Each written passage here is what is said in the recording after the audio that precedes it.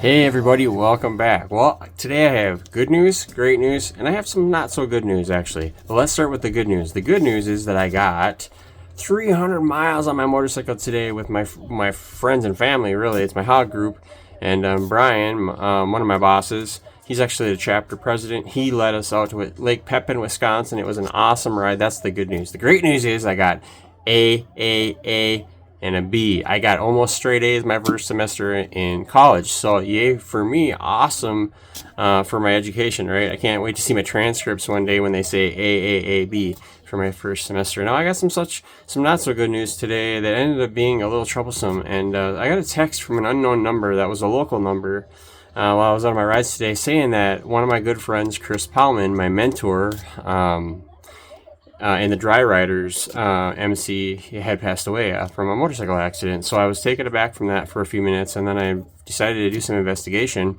and I found out that this wasn't true, that he was alive and well, and that there was it wasn't so much as phishing, but it was solicitation, and it was giving me bad news for some reason. So I think there are people out there that are a little twisted in the mind and a little unwell in the spirit, we'll say, and aren't as spiritually mature as some people, as you know, and their life is still filled with turmoil. It's still filled with that drama and trauma from whatever they're into, because it takes somebody pretty low to start doing something like that. So it took me back, but it made me think how well this can be a good example on how we can work our steps, because the 10th step is taking daily inventory, right? And when you are wrong, promptly admit it. And due to texting, I lost a good friend, but that happens, right? But here's the 10th step promise, and it says, love and tolerance of others is our code. Remember that.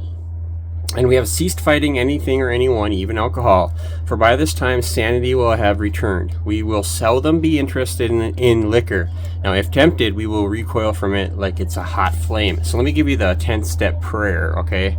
We are not cured of alcoholism. What we really have is a daily reprieve contingent on the maintenance of our spiritual condition. Now, let me repeat that.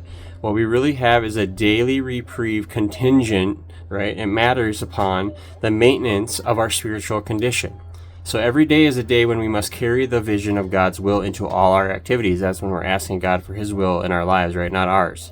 So how can I best serve Thee? Thy will be done, not mine. So how can I best serve Thee? Thy will, not mine, be done. So these are thirds and promises from our AA Big Book that allows us to see a little bit into the steps. We get a little insight into the steps and what we're working, because the 10th step is a great thing for us.